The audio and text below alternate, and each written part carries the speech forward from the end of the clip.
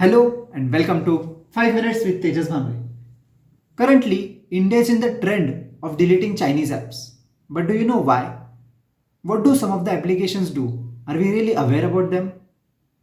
To answer some of our questions, we have Anuj Kulkarni, who is going to tell us something about unsecured applications.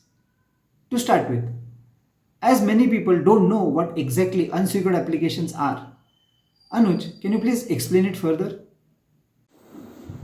Alright, so any application that poses a threat to the confidentiality or privacy of an individual, or any application that may be exploited by the end user himself to hamper the confidentiality, integrity, or availability of the development company can be classified as an insecure app. Okay, we understand what are unsecured apps. But what harm do these unsecured apps do?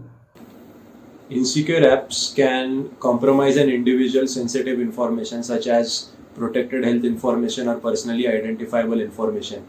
So, from a company's perspective, an insecure app may cause irreparable damages to the companies via compromising of the web server, such as financial losses or reputational losses, or in some cases, both. Okay, we understand what are unsecured apps. But what harm do these unsecured apps do? The main reasons behind attacks on any mobile applications are stealing of credentials. These credentials are your login credentials that you use to log into any mobile applications. These can be your Facebook login credentials, your Instagram login credentials, and Gmail login credentials, etc. etc. The second reason is stealing of personal data. Now, personal data refers to anything ranging from the name of the person to the current location of the individual. It can be the person's email ID, it can be the person's age, person's phone number, or person's residential address itself. Third reason is stealing of cardholder data. Cardholder data refers to credit card credentials or debit card credentials. There may be other reasons for these attacks, such as damaging the reputation of the company or of the individual.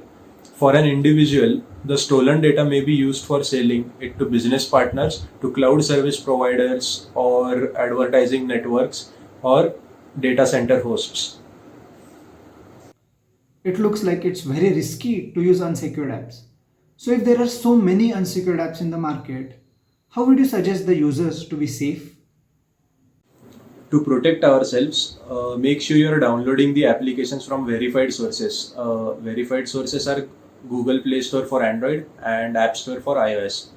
Second, check the permissions that the app is demanding from you to make sure if any permission that is not needed has not been granted. Third is regularly scan for malware on your devices. Fourth is never hesitate to uninstall apps that you are no longer using, or uninstall apps as soon as you're finished using them. Fifth step is to always look for information about the app from different sources on Google to sort of perform a background check on the app, whether it is from verified sources, from a verified company, and is it reliable. And the last is to stay up to date about the latest security breaches and insecure apps. Awareness about security is always the key.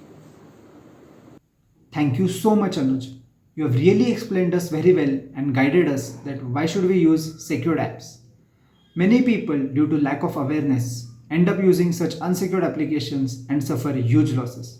So, people, please be careful while using any application. Apart from this, if you all know any application which is risky and should not be used, so please mention them in the comment section below. Thank you.